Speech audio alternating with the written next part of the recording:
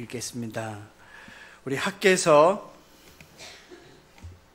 1장입니다. 1절부터 15절까지 전체 말씀인데요. 제가 1절부터 4절, 12절부터 15절 이렇게 8절만 읽도록 하겠습니다. 여러분들께서 집중해서 봐주시고 그 다음에 성경을 덮지 마시고요. 계속 이렇게 펼쳐서 이렇게 중간중간에 볼 수 있었으면 좋겠습니다. 제가 여러분 대신해서 대독을 합니다. 학개서, 말라기 성경 전에 학개 스가랴입니다. 이 두 성경 다음에 말라기니까요. 말라기 앞쪽에 있습니다. 학개 스가랴 말라기 이렇게 되어 있는데요. 구약 성경 1310페이지 되겠습니다. 다리오 왕 제2년 6째 달 곧 그 달 초하루에 여호와의 말씀이 선지자 학개로 말미암아 스알디엘의 아들 유다 총독 스룹바벨과 여호사닥의 아들 대제사장 여호수아에게 임하였니라. 이르시되 만군의 여호와가 이같이 말하여 이르노라. 이 백성이 말하기를 여호와의 전을 건축할 시기가 이르지 아니하였다 하느니라. 여호와의 말씀이 선지자 학개에게 임하여 이르시되 이 성전이 황폐하였거늘 너희가 이때에 판벽한 집에 거주하는 것이 옳으냐. 12절입니다. 스알디엘의 아들 스룹바벨과 여호사닥의 아들 대제사장 여호수아와 남은 모든 백성이 그들의 하나님 여호와의 목소리와 선지자 학개의 말을 들었으니 이는 그들의 하나님 여호와께서 그를 보내셨음이라. 백성이 다 여호와를 경외하며 그때에 여호와의 사자 학개가 여호와의 위임을 받아 백성에게 말하여 이르되 여호와가 말하노니 내가 너희와 함께 하노라 하니라. 여호와께서 스알디엘의 아들 유다 총독 스룹바벨의 마음과 여호사닥의 아들 대제사장 여호수아의 마음과 남은 백성 모든 백성의 마음을 감동시키시매 그들이 와서 만군의 여호와와 그들의 하나님의 전 공사를 하였으니 그때에 다리오 왕 제2년 6째 달 24일이었더라. 아멘. 우리 성도님들께서는 학개서를 어떻게 알고 계십니까? 어떤 성경을 읽든지요, 우리는 반드시 두 가지 사항을 알아야 성경을 이해하는데 큰 도움이 됩니다. 첫째, 그 성경이 누가 언제 썼느냐입니다. 물론 이 성경은 학개 선지자가 쓰셨고요. 또 여러분 보시다시피 솔로몬 성전 무너진 다음에 이제 두 번째 성전, 여기 자꾸 이름이 나오는 스룹바벨 있죠. 그분이 다윗의 후손입니다. 그래서 두 번째 성전의 이름을 스룹바벨 성전입니다. 그 성전을 세우시는 분, 그러니까 이런 배경과 저자를 알면 조금 더 성경을 읽을 때 쉽게 이해가 됩니다. 두 번째 성경은 누구를 위해서 쓰여졌는가 합니다. 결국 그 쓰여진 이유와 쓰여진 내용을 알 때 이게 어려운 예언서라고 보기보다는 하나님이 나에게 하시는 말씀이구나 라는 것으로 쉽게 이해할 수 있기 때문입니다. 자, 말라기 전에 있는 학개와 스가랴, 이 두 성경은요 쌍둥이 성경 같습니다. 예언서 맨 마지막 말라기 전에 학개, 스가랴는, 학개는요 어떻게 보면 여기에 보면 매달 며칠 네 번이 나옵니다. 1장에서 2장까지. 즉 4개월에 있었던 현재적인 일을 기록한 것이 학개요. 그 현재적인 일을 기준으로 미래에 하나님이 하실 일이 무엇인가를 기록한 성경이 스가랴입니다. 그러다 보니 이 두 성경은 쌍둥이 성경으로 동일한 주제를 가지고 있는데 그것이 무엇이냐? 바로 성전 건축입니다. 일단 먼저 제가 한 구절을 읽어드릴 겁니다. 그런데 제가 오늘 설교 제목을 성령님의 사역의 첫걸음, 아니 목사님 성전 건축하고 성령님의 사역하고 어떻게 같습니까? 라는 것이 오늘 제 설교의 주제입니다. 자, 일단 우선적으로 살펴볼 말씀이 있는데요. 예레미야 29장 10절인데 찾지는 마십시오. 여러분 주보에 늘 제가 이렇게 성경 요약을 해 놓습니다. 여러분 이 주보 성경 요약을 보시면 제 설교 때 이해가 되시고 또 나중에 까먹더라도 여기에 이제 그런 성경 구절 같은 거 넣어 놓으셨으니까 찾아보시면 됩니다. 그래도 잘 모르겠다, 잘 안 보인다, 저도 잘 안 보일 것 같습니다. 그러셨을 때는 홈페이지 들어가서 설교 말씀을 다시 클릭하면 또 들으실 수 있으니까 그렇게 활용해 주시면 됩니다. 자, 예레미야 29장 10절. 여호와께서 이와 같이 말씀하시니라. 바벨론에서 70년이 차면 내가 너희를 돌보고 나의 선한 말을 너희에게 성취하여 너희를 이곳으로 돌아오게 하리라 되어 있습니다. 여기에서 중요한 것은 70년입니다. 돌아오게 한다는 거예요. 도대체 어디에 갔길래 70년 동안 그 살다가 다시 돌아오냐 이겁니다. 이 말씀이 예레미야는 저쪽에 있는 말씀이고 학개스가랴는 구약 끝에 있는 말씀인데 이렇게 성경은 하나하나 다 맺어지고 있습니다. 이 말씀은 우리 성도님들 잘 알다시피 70년이라는 정확한 시간을 통해서 이스라엘을 회복시키신다는 건데 그 기준이 무엇이냐 이겁니다. 자, 첫 번째는 뭐냐면 사람을 기준으로 했을 때는 이 70년이 안 맞습니다.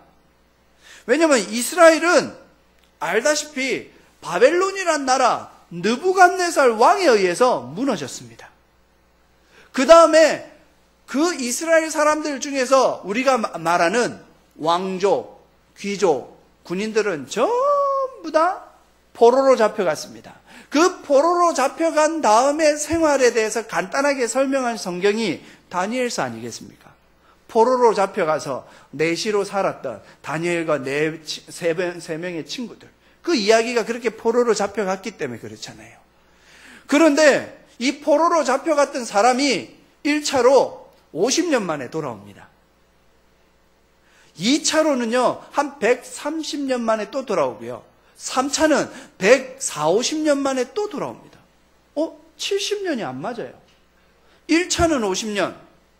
지금 그 1차 50년 만에 돌아와서 성전 건축을 시작하는 내용이 학개입니다. 그러다가 스가랴에 가면 20년 뒤에 정확하게 70년 만에 성전이 완공이 됩니다.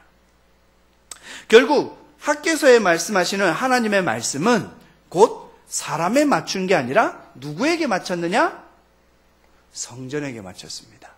즉 예레미야 29장 10절에 나와 있는 말씀을 보면 70년이 차면 내가 너희를 돌보고 내가 했던 말을 기억해서 너희를 그 포로된 바벨론으로부터 예루살렘으로 돌아오게 하리라. 이 말씀은 꼭 사람이 포로로 잡혀갔다 사람이 돌아오는 사람에게 초점을 맞춰져 있는 것 같지만 누구에게 초점 맞춘다고요? 성전에게 초점을 맞춰져 있습니다. 교회는요, 예배당이 아니라 저와 여러분입니다. 사람입니다. 그래서 제일 작은 교회가 뭐죠? 가정입니다. 내가 너희에게 말하노니 두세 사람이 내 이름으로 모인 곳에 내가 너와 함께 하겠다. 하나님이 계신 곳이 교회니까요. 두세 사람 중에 제일 작은 범위는 바로 가정, 부부를 말합니다. 그래서 하나님께서 이 세상에 세우신 세 기관이 있습니다. 오가니제이션인데 그게 뭐냐? 첫째는 가정입니다. 아담과 하와. 둘째는 뭐냐? 국가입니다. 셋째는 신약시대에 하나님의 나라와 의를 이루는 교회입니다. 교회는 이 교회 당이 아니라 저와 여러분이라는 사실을 다시 한번 말씀드리면서 성전 건축에 있어서의 포인트는 어디냐? 물론 이때에는 보이는 성전, 눈에 잡히는 성전, 들어가는 성전, 즉 템플, 빌딩 말하는 거 맞습니다. 그러나 예수님이 오셔서 뭐라고 하셨습니까? 이 성전을 헐으라. 헤롯이 세 번째 성전 46년간이나 지었던 성전을 헐어버려라. 그리고 내가 3일 만에 다시 세우리라. 그랬더니 주변 사람들이 이 나쁜 놈 봐라, 거짓말하는 거 봐라, 46년 동안이나 지었는데 이 젊은 청년이 3일 만에 짓는다고, 거짓말쟁이. 나중에 예수님 십자가에 못 박히기 직전에 거짓 증인들이 그렇게 성전과 하나님을 못 오겠다, 예수님을 십자가에 못 박아, 이랬습니다. 그때 말하는 성전은 뭐였죠? 그때 예수님이 3일 만에 세우겠다 성전을 했을 때, 그때 성전은 뭡니까? 맞습니다. 성경에 그렇게 기록되어 있습니다.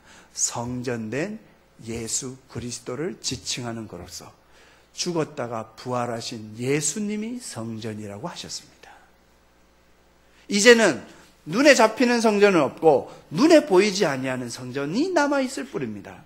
그 다음에 사도 바울이, 예수님은 이제 돌아가셨어요. 아니, 돌아가신 게 하늘나라로 돌아가셨다고요. 천국으로 올라가셨습니다. 그러면 남아있는 성전은 누구입니까? 고린도전서 3장 16절. 요한복음 3장 16절만큼이나 중요한 게 고린도전서 3장 16절입니다. 너희는 하나님의 성전인 것과 너희가 하나님의 성령이 너희 안에 거하시는 줄을 알지 못하겠느냐 라는 말씀. 성전 건축이라는 것은 곧 하나님의 성령이 일하시는 곳이요, 성전 건축이라는 것은 곧 우리 사람이 하나님의 뜻대로 살아가는 그 곳이 곧 성전이라는 겁니다. 부엌에서 이 많은 사람들을 먹이기 위해서 열심히 일하시는 분들이 모여있는 그 부엌이 성전입니다. 추운 비 오는 눈 오는 곳에서 여러분들의 파킹을 도와주는 파킹랏에서 일하시는 저분들이 성전입니다. 힘들고 어렵고 그냥 집에서 쉬고 침대에 누워있으면 좋겠지만 주의를 생각해서 이곳에 찾아오시는 노하순 어르신들, 아픈 몸 이끌고 오시는 여러분이 성전이신 겁니다. 요즘 교회들이 흔히 말하는 건축, 빌딩을 지으라, 이게 성전 건축의 의미가 아니라는 사실을 다시 한번 말씀을 드립니다. 그러면 도대체 이스라엘에게 있어서요, 성전의 의미는 뭘까요? 자, 먼저는 제가 확실하게 결론을 내려드렸고, 지금 학개와 스가랴, 이 두 성경에서 말하는 성전 건축인데 왜 성전이 건축되어야 되느냐? 그리고 예수님도 예레미야에 말씀하셨던 70년 만에 돌아오게 하리라 했던 그 말씀은 무너졌던 성전이 70년 만에 다시 세워진다는 뜻을 이야기합니다. 그것은 곧 이스라엘의 정체성은 뭐냐면, 하나님을 뺀 이스라엘이 이스라엘이겠습니까? 여러분, 하나님을 뺀 이스라엘이 이스라엘이겠습니까? 이스라엘의 역사책이라고 폄하할지 모르는 이 구약 성경, 이 구약 성경의 주인공이 하나님 아니시고 이스라엘이었던가요? 결국 이스라엘의 정체성은 하나님과 함께 할 때 이스라엘이 이스라엘다운 겁니다. 예수쟁이들이 예수가 빠지면 예수쟁이가 아니듯이 이스라엘에게 있어서도 성전이 빠지면 이스라엘 아닌 거예요. 왜? 성전은 하나님의 임재를 상징합니다. 신약이니까, 그러니까 우리 신약 시대 때 그 구약의 논리로 보면 내가 성전이니까 내 안에 성령님이 임하시는 겁니다. 내가 성령님이 임하시고 내가 성전이니 내가 임마누엘이 되는 겁니다. 즉 예수쟁이, 즉 작은 예수, 즉 교회가 되는 겁니다. 두 번째로 이스라엘의 성전을 의미하는 건 뭐냐면, 방금 말씀드린 것처럼 예레미야의 예언처럼 포로로 잡혀갔습니다. 나라가 망했습니다. 그러나 다시 회복하고 다시 돌아와서 이스라엘이 이스라엘이라는 증거는 곧 뭐냐? 성전을 지어서. 곧 성전이라는 것은 이스라엘의 회복을 이야기합니다. 자, 그 다음에 세 번째 이 성전이 의미하는 건 뭐냐면 용서입니다. 누구에게 대한 용서냐? 하나님으로부터의 용서입니다. 북왕국 이스라엘이 BC 732년에 멸망했습니다. 남왕국 유다가 BC 586년에 멸망했습니다. 결국 이스라엘이라는 나라는 아브라함 때부터 시작해서 다윗을 거쳐서 마지막 왕까지 그 이스라엘 나라의 존재는 무너졌습니다. 없어졌습니다. 땅도 없어지고 백성도 없어졌습니다. 그러나 성전이 세워진다는 것은, 그 성전이 세워지는 그곳에 세워진다는 것은 이스라엘 백성이 돌아왔다는 것이요, 이스라엘 사람들이 나라를 다시 회복했다는 것이요, 그 말은 곧 이스라엘을 무너뜨렸던 하나님, 내가 너희들을 심판하리라, 내가 너희들에게 벌을 주리라, 너희 나라를 멸망케 하리라 했던 하나님의 심판에 대한 용서입니다. 그래서 우리가 예수쟁이들, 성전된 우리들은, 예수 그리스도를 믿는 자들은 먼저 회개해야 된다는 겁니다. 죄가 있어서는 안 된다는 겁니다. 그래서 전도할 때 당신은 죄인입니다, 여러분의 죄를 위해서 주님이 십자가에 보혈을 흘려드렸고 여러분을 의롭다 하시기 위하여 부활하셔서 저 하늘나라에서 우리를 천국으로 인도하시기 위하여 재림을 준비하고 계십니다. 전도의 내용 아니겠습니까? 이렇듯 성전은 이스라엘의 정체성을 확립하고 이스라엘을 회복하고 나중에 이스라엘이 하나님께 용서받았다는 증거가 이 성전 건축이 세워지면 다 이루어지는 겁니다. 우리도 마찬가지입니다. 내 안에 사람의 우선이 아니라 하나님 우선으로 살 때 이 모든 것이 이루어지는 거예요. 결국에는 제가 오늘 여러분에게 드리고 싶은 말씀의 첫 번째는 뭐냐? 바로 삶의 우선순위가 어디에 있느냐 이겁니다. 오늘 본문 말씀 한번 보실까요? 자, 어디를 보시냐면요, 본문 말씀 2절입니다. 학개서 1장 2절 다 같이 한번 읽어볼까요? 시작. 만군의 여호와가 이같이 말하여 이르노라. 이 백성이 말하기를 여호와의 전을 건축할 시기가 이르지 아니하였다.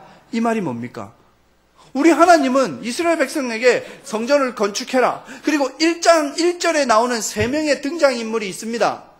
그 등장인물은 스룹바벨, 여호수아, 이거는 이제 모세의 제자 여호수아가 아니라 대제사장 여호수아입니다. 그 다음에 또 누굽니까? 선지자 학개. 자, 보십시오. 총독 스룹바벨은 다윗의 후손입니다. 왕가의 혈통을 이었습니다. 그 다음에 두 번째, 대제사장, 지성소에 들어가서 하나님의 일을 할, 하나님을 만날 대제사장 여호수아가 있습니다. 마지막으로 하나님의 말씀을 대언하는 선지자 학개, 이 세 분이 모여 있습니다. 이것은 곧 뭐냐? 예수님의 세 가지 직분입니다. 왕이신 예수님, 대제사장이신 예수님, 선지자이신 예수님. 이 말은 곧 하나님께서 하나님의 사역을 한다, 이 뜻입니다. 1장 1절에 나오는 그 3명의 등장인물이 곧 내가 하나님의 일을 하는데 이 사람들을 통해서 하신다. 즉 하나님의 나라와 의를 이루기 위해서는 저와 여러분들이 하나님의 뜻대로 살고 하나님의 일을 해야 된다는 겁니다. 그 일들이 무엇인지는 여러분들이 하나님께 직접 들으셔야 되지 않겠습니까? 이렇게 그럼에도 불구하고 1절에서 하나님께서 이 세 분을 보내셔서 하나님의 놀라운 일을 하려고 하는데 2절에 백성들이 다 모여서 뭐라고 하냐면, 야, 아직 여호와의 전을 건축할 시기가 안 됐어. 불평하고 불만하고 엉뚱한 이야기를 하는 겁니다. 그럴 때에 우리 하나님께서 4절에 보시면 이렇게 이야기합니다. 뭐라고 얘기하시냐면 4절. 이전 성전은 황폐했거든요. 왜냐하면 무너졌으니까요. 아직 안 지어졌으니까요. 땅을 와서 보니까 성전터가 완전 무너져 있으니까요. 그런데 너희가 이때에 판벽한 집에 거주하는 것이 옳으냐? 와, 하나님의 성전은 저렇게 있는데 너희들은 너희 집 짓는데 우선하네. 9절을 가보실까요? 9절에 가면 더 무서운 말씀이 있습니다. 학개서 1장 9절입니다. 너희가 많은 것을 바랐으나 도리어 적었고 너희가 그것을 집으로 가져갔으나 내가 풀어버렸느니라. 나 만군의 여호와가 말하느라 이것이 무슨 까닭이냐? 내 집은 황폐하였으되 너희는 각각 각기의 집을 짓기 위하여 빨랐음이라 이겁니다. 이해가 되시겠습니까? 성전 지을 때가 안 됐다는 거예요. 왜? 내 할 일이 바빠서. 사람이 성령 충만하고 하나님께서 원하시는 성전이 온전히 지어지기 위해서는 삶의 우선순위가 사람에게 있어서 아니라 누구 먼저 시작돼야 되겠냐? 하나님입니다. 여러분이 요절로 잘 외우고 있는 마태복음 6장 33절 뭡니까? 너희는 먼저 그의 나라와 의를 구하라. 먼저라는 단어 first. 이 먼저 해야 될 일을 구약에도 말씀하시고 신약에도 말씀하시고 결국 우리 삶의 내 생활의 철학의 기준, 내 신앙의 기준, 세계관의 기준 하나님이 아니라 사람이 앞섰을 때는 언제나 하나님의 일은 뒷전이 되고 맙니다. 이것을 지금 현대 21세기의 교회 관점에서 말씀을 드려보면 교회를요, 이 예배당을요, 사람의 관점에서 살펴보면 편안하고 교회 왔을 때 편안하고 교회 왔을 때 은혜가 중심이 되고 또 교회 왔을 때 주일학교 시스템이 잘 돼 있고 그런 게 중요하긴 합니다만은 그리고 교회 왔을 때 점심이 맛있고 교회 왔을 때 파킹락이 많고 결국에는 이 말은 거꾸로 이야기하면 어떻게 됩니까? 내가 좀 불편하고 점심이 맛없고 주일학교 시스템이 잘 안 돼 있고 내 마음에 드는 사람이 없으면 교회를 떠난다는 이야기가 됩니다. 교회가 어떻게 사람 중심으로 이끌어져 갈 수 있느냐 이겁니다. 그러나 교회가 하나님의 관점에서 살핀다면요, 요즘 한국에 책도 나와 있습니다. 교회는 뭐뭐다. 옛날에 그런 거 많았죠, 방송에. 사랑은 뭐뭐다 이랬을 때 사랑은 눈물의 씨앗이다 이라고 난리가 났었던 거죠. 그러면 제가 질문해 볼게요. 교회는 무엇이다 이랬을 때 베스트셀러가 된 책의 제목입니다. 교회는 병원이다 이렇게 되어 있습니다. 병원같이 죄인들, 허물 많은 사람들이 모여 있는 곳입니다. 교회의 사명을 우선적으로 생각하고 이해하고 참아주고 용서하고 감싸주고 견디고 이겨내는 곳, 그게 교회인데 왜요? 하나님의 나라와 의를 위해서. 편안하지 않으면 교회가 버릴 수 있는 곳이 된 겁니다. 떠날 수 있는 곳이 된 겁니다. 하물며 주일날 예배를 안 드려도 되는 곳입니다. 이게 말이 되겠습니까? 성전 건축이라는 것은 곧 하나님의 일을 먼저 우선하라는 겁니다. 분명히 포로로 잡혀갔다가 50년 만에 돌아왔습니다. 50년 만에 1차적으로 돌아왔어요. 그리고 돌아와서 한 일이 무엇이냐? 성전을 건축하자라고 했는데 아직 때가 안 됐잖아요. 이런 불평불만과 삶의 우선순위가 하나님으로부터 먼저 되지 아니하고 하니까 어떻게 됐죠? 여러분, 학개하고 스가랴하고 같이 읽어야 될 성경, 똑같은 쌍둥이 성경이 또 있습니다. 그래서 네 쌍둥이입니다. 느헤미야, 에스라입니다. 느헤미야에 보시면 50년 만에 돌아왔는데 돌아오고 나서 성전을 먼저 세워야 되는데 안 세우지요. 그래 어떻게 된지 아십니까? 이미 사마리아에 살고 있는 사람들이 찾아와서 우리하고 같이 성전 짓자 이랬더니 아니다. 너희들은 이미 피도 이방인의 피가 섞였고 50년 동안 우상을 섬긴 사람으로서 너희들은 이스라엘 사람이 아니야. 그러니 우리끼리 성전 지을게. 그나마 또 짓겠다고 했나 봐요. 그래 어찌 됐습니까? 16년 동안 싸웠습니다. 50년 만에 돌아와서 자기 집 짓고 땅을 일궈서 열심히 살겠다고 했는데 16년 동안이나 어쨌든 혈통으로는 같은 피가 흐르는 북왕국 이스라엘, 남왕국에 살고 있는 그 성전 주변에 살고 있는 사람들하고 싸워서 16년 동안이나 성전을 못 짓게 됩니다. 참 우습지요. 고레스가 칙령을 내렸습니다. 칙령을 내려서 우리 바벨론은 이제 고레스가 페르시아의 첫 번째 왕인데 느부갓네살을 무너뜨리고 고레스가 왕이 됐습니다. 그래서 이 고레스가 자기가 왕이 됐으니까 좋은 일을 해야 되잖아요. 그래서 어떻게 했냐면 너희가 원하는 대로 다 해줄 테니 너희들 민족으로 돌아가고 싶은 사람 돌아가라. 그리고 너희가 섬기는 신을 또 섬기고 싶으면 돌아가라. 이래서 50년 만에 오게 된 거거든요. 그 고레스 칙령에 따라서 모든 자들이 돌아오지는 않았습니다. 바벨론이 살기 좋으니까 바벨론에 눌러 살면서 바벨론 인간이 된 사람들도 많습니다.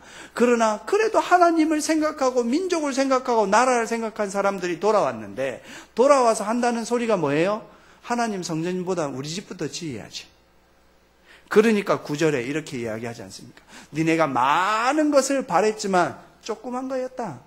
너희가 많이 너희 집으로 가져가려 했지만 결국 내가 바람을 불어 모두 다 날아가게 해버렸다, 이겁니다. 무슨 뜻인지 아실 겁니다. 인생을 살아오신 여러분, 뭔가 인생이 풀리지 않을 때 다시 한번 내 삶의 우선순위가 하나님 우선이었는지 나 우선이었는지 생각해 보시면 그 해답을 찾을 수 있지 않을까 생각이 듭니다. 5절을 보실까요? 7절도 보십시오. 5절을 먼저 보겠습니다. 그러므로 이제 만군의 여호와가 이같이 말하노니 너희는 너희의 행위를 살필지어다. 7절 말씀에도 만군의 여호와가 말하노니 너희는 자기 행위를 살필지어다. 똑같은 말이 2번 연속으로 있습니다. 히브리 문법에서 강조하려면, emphasize 하려면 2번 연속으로 말할 때 강조입니다. 그래서 예수님께서 내가 진실로 너희에게 이르노니 라는 구절도 있지만, 어떤 성경에 보면 내가 진실로 너희에게 이르노니, 일부러 진실로 아니라 그 부분을 내가 강조하고 싶다, 이 뜻입니다. 마찬가지입니다. 너희가 너희 행위를 살펴보라, 이 뜻입니다. 그런데요, 이 말씀하기 전에 다시 2절을 한번 보여주십시오. 2절을 보시면 이렇게 이야기하고 있습니다. 우리 화면에 보면 이 만군의 여호와가 이와 같이 말하노라. 이르되 이 백성이 말하기를 여호와의 전을 건축할 시기가 이르지 아니하였다 하느냐. 여기에서 중요한 포인트는 뭐냐면 these people입니다. my people도 아닙니다. God's people도 아닙니다. 내 백성, 하나님의 백성이라는 표현을 안 쓰고요. 여기에서만 이 백성. 이 말은 뭘까요? 히브리에서 일부러 강조한 표현인데요. 전혀 하나님과 관계가 없는 백성처럼 이스라엘을 표현하는 겁니다. 이 부분이요. 이 백성이라는 단어가. 이것을 가리켜서 저는 신학적으로 이런 표현을 붙여봤습니다. 영적인 냉대입니다. 와, 여러분 인간관계 해보셔서 아시죠? 사람에게 냉대를 받고 그것 때문에 우리 한국의 청소년들이 얼마나 힘듭니까? 일본 사람들의 이지매가 일본인보다 더 많이 바뀌어가지고 한국에 왕따가 생기지 않았습니까? 결국에는 사람이 사람에게 냉대를 받고 사람이 사람다운 처우를 대접받지 못하는데, 그거보다 더 무서운 건 무엇이냐? 하나님께서 하나님의 백성을 이 백성이라고 칭하는 영적인 냉대입니다. 한 가지 더 말씀드리면, 내가 예수를 믿는데 왜 내 안에 예수 성령님으로 충만하지 못해서 내가 예수님을 느끼지 못하고 내가 하나님을 느끼지 못하고 내가 무언가 공허함을 느끼는 것, 여러분 이것이 영적인 냉대입니다. 얼마나 추운지 모릅니다. 비록 우리는 사람한테 냉대를 받아도요, 하나님께를 인정받는 성도가 되기를 주님의 이름으로 축원드립니다. 여러분 그런 영적인 냉대를 받지 않으시려면 다시 한번 말씀드리지 않습니까? 말씀 읽고 듣고 지켜 행해야 되고 기도하셔야 됩니다. 두 번째는 뭐냐? 먼저 제가 두 번째 가기 전에 너희의 행동을 살피라 그랬죠. 그 단어를 히브리어로 번역하면 너희가 걸어온 길을 신중하게 돌아보라, 이 뜻입니다. 그 말은 곧 너가 어떻게 살았는지 네 행위를 돌아보라는 겁니다. 하나님 우선으로 했냐? 너 중심으로 살았느냐? 성령님의 사역, 성령 충만의 첫 시작은 곧 하나님 중심으로 사는 겁니다. 하나님 앞에서 사는 겁니다. 코람데오 정신을 잊지 않는 겁니다. 두 번째는 뭐냐? 방금 제가 말씀드렸는데, 이렇게 삶의 우선으로 사는 것이 하나님의 뜻대로 사는 것이다. 모르는 사람 없습니다. 다 아멘 하셨습니다. 근데 이것을 뭐 해야 될까요? 실천해야 됩니다. 8절을 한번 보실까요? 죄송합니다. 제가 다 적었어야 되는데 8절 성경을 한번 보고 싶어서요. 이렇게 이야기합니다. 너희는 산에 올라가서 나무를 가져다가 성전을 건축하라. 그리하면 내가 그것으로 말미암아 기뻐하고 영광을 얻으리라. 여호와께서 말씀하셨습니다. 여기에 보면 세 가지 명령 단어가 나옵니다. 첫 번째, 산에 올라가라. 이제 하나님 우선으로 살고자 하는 사람들이, 성전을 건축해야 될 사람들이 어디를 가느냐? 산에 올라가라. 두 번째, 나무를 해서 그 나무를 가져와라. 세 번째, 그 다음에 그 나무로 성전을 건축하라 이랍니다. 정말로 아이러니한 것은 무엇이냐면, 성전 건축할 때 썼던 나무가 뭐죠? 시더입니다. 시더. 레바논 백향목입니다. 그런데 백향목 앞에 제가 수식어로 레바논 백향목 했으니, 레바논 백향목이라는 백향목이 어디에 있겠습니까? 지금의 시리아나 팔레스타인, 저 이스라엘 땅에 나지 않습니다. 물론 그 성전 안에 들어가는 우리가 말하는 언약궤 있죠. 법궤. 그거는 이스라엘 땅에서 나는 조각목, 잣나무로 만듭니다. 그러나 성전을 지을 때에 쓰는 나무는 어디에 있을까요? 이스라엘 땅에 나지 않습니다. 곧 너희가 산에 올라가라, 나무를 가져오라. 이 뜻은 뭐냐? 여호와 이레입니다. 너희가 일을 한다 할지라도, 너희가 무언가 실천한다 할지라도 그 일을 지어 성취하시는 분은 하나님이라는 것을 안다는 거예요. 우리 예수님께서 이 똑같은 말씀하셨습니다. 마태복음에 수고하고 무거운 짐진 자들아 다 내게로 오라, 내가 너희를 쉬게 하리라. 이 말씀하신 거 기억하시죠? 그런데 거기서 말하는 쉬게 하리라가 좀 죄송하지만 널브러져 갖고 퍽 쉬고, 이게 쉬라는 거였을까요? 수고하고 무거운 짐진 자 다 내게로 오라, 내가 너희를 편히 쉬게 하리라. 이거는 이렇게 쉬라는 말이 아닙니다. 그 뒤에 말씀이 더 중요합니다. 뭐라고요? 너희가 너희의 짐을 각각 지고. 이 말씀은 뭐냐면요, 이스라엘의 농사법과 기인합니다. 우리나라 같은 경우에는 소에게 쟁기를 씌우잖아요. 소에게 쟁기를 씌울 때에 소 한 마리 위에다가 이렇게 있으면 소 한 마리 위에다 쟁기를 쓰고 그 쟁기에 끈을 묶어서 쟁기를 놓고 땅을 갑니다. 그러나 이스라엘의 농사법에는 이 쟁기가 요만하지 않고 여기에다가 날개를 두었습니다. 이렇게. 그래서 요렇게 생겨서 요렇게 생겨서 요렇게 생깁니다. 그러니까 여기에다가 어미소가 들어가고 날개로 되어진 곳에 끈을 묶지만 그게 너무 넓어요. 그 넓은 그곳에는 누가 들어가냐면 새끼소가 들어갑니다. 그러면 새끼소가 먼 곳에서 내가 그 쟁기를 갈고 있는 보면 어미소 옆에 새끼소가 같이 3마리, 2마리가 같이 끄는 것처럼 보이지만 진짜는 누가 끄냐면 엄마가 다 끌고 새끼는 끄는 척만 하는 거예요. 지가 걸어만 가는 거예요. 호가호이라고 아시죠? 호랑이가 앞에 가면 토끼가 이렇게 가면 토끼 지가 호랑이처럼 모든 사람 다 도망가는 것처럼. 수고하고 무거운 짐진 자들 다 내게로, 내가 너희를 편히 쉬게 하리라. 너희가 너희 짐을 지고 가라. 그러나 그 짐은 진짜 내가 진 것처럼 보일 뿐이지 내가 진 게 아니고 주님의 십자가에 다 이미 지고 가지고 계시는 거예요. 나는 그 옆에서 따라만 가는 겁니다.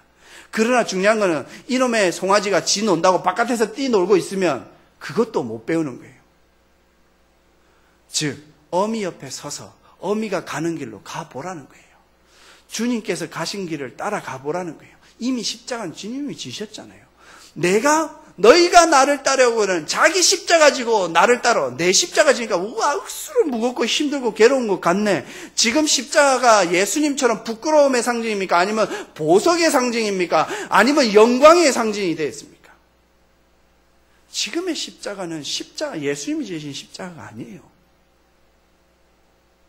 그 십자가는 나의 복입니다.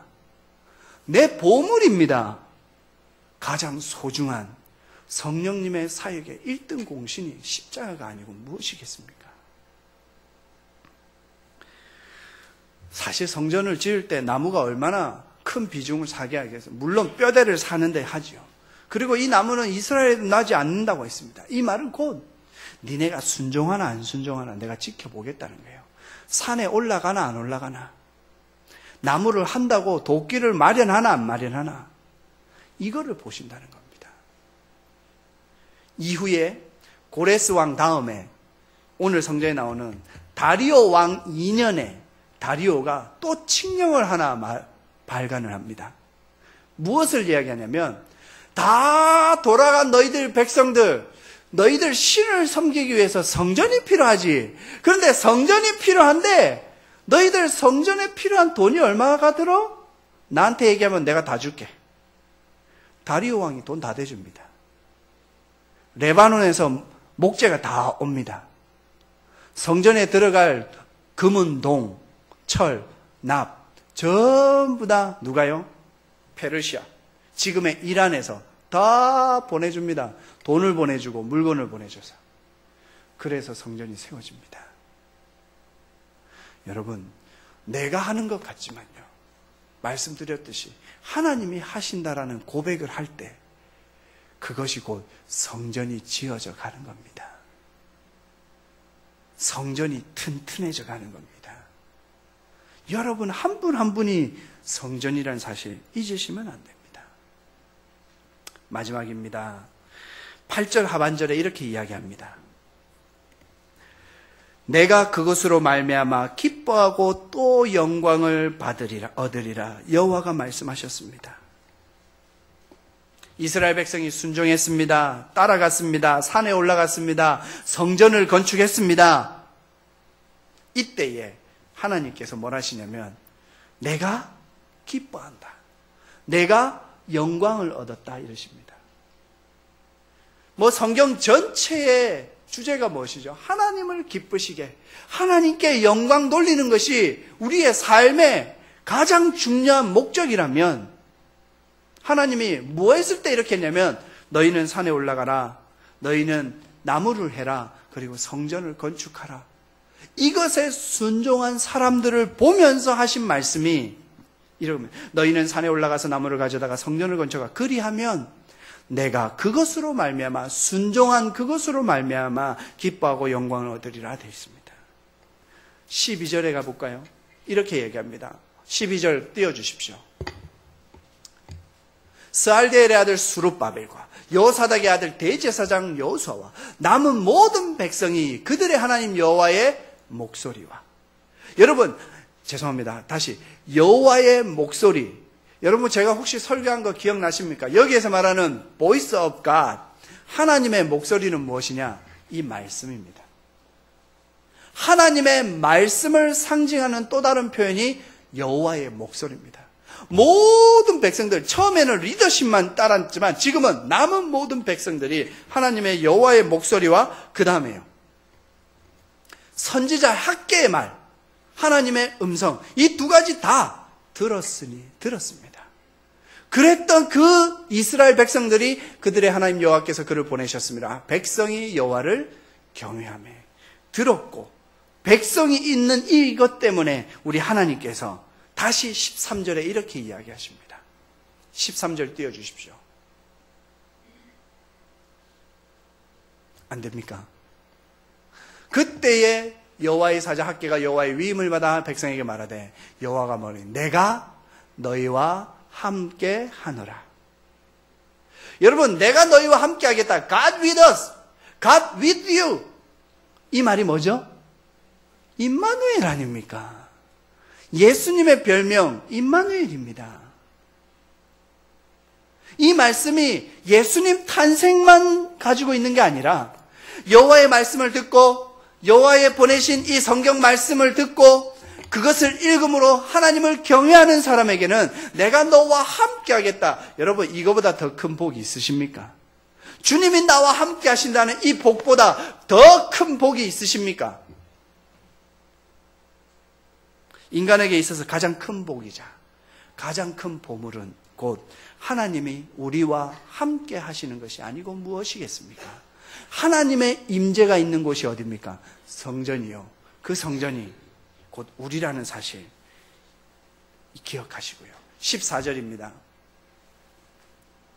여호와께서 스알디엘의 아들 유다 총독 스룹바벨, 여기 스룹바벨 다윗의 후손, 왕가의 후손입니다. 마음과 여호사닥 아들 대제사장 여호수아의 마음과 남은 모든 백성의 마음, 우리의 마음을 뭐 했다고요? 감동시키시네. 여러분, 이게 성령 충만 아니고 무엇이겠습니까? 히브리어로 이 감동이라는 단어를 표현하면 일으키신다, 각성시키신다, 깨닫게 하신다, 분발하게 하신다, 자극하게 하신다는 거예요. 여러분, 솔직히 조그마한 자극으로 찌릿하면 벌떡 놀라지 않습니까? 예수 믿는 사람들의 성령님의 감동이라는 것은 찌릿했을 때 무엇인가 움찔하듯이 주님께서 말씀하실 때 그것을 듣고 순종하는 그 행위, 말씀을 읽는 그 행위, 말씀을 듣고 깨달은 다음에 그것을 지켜 행하는 행동, 삶, 이것이 곧 성령 하나님의 역사라는 겁니다. 감동시키는, 누가 감동시키시는 역사를 아십니까? 바로 성령 하나님이 아니시겠습니까? 바로 내가 믿은 것 같으나, 내가 한 것 같은데, 내가 고백은 했지만 이 모든 것을 온전히 이루으시고 기뻐하시고 영광 받으시고 또 나는 그것으로 인해서 행복하고 그것으로 인해서 감사하는 삶, 이것이 곧 성령님의 첫걸음임을 믿으시기를 주님의 이름으로 축원드립니다. 기도하시겠습니다.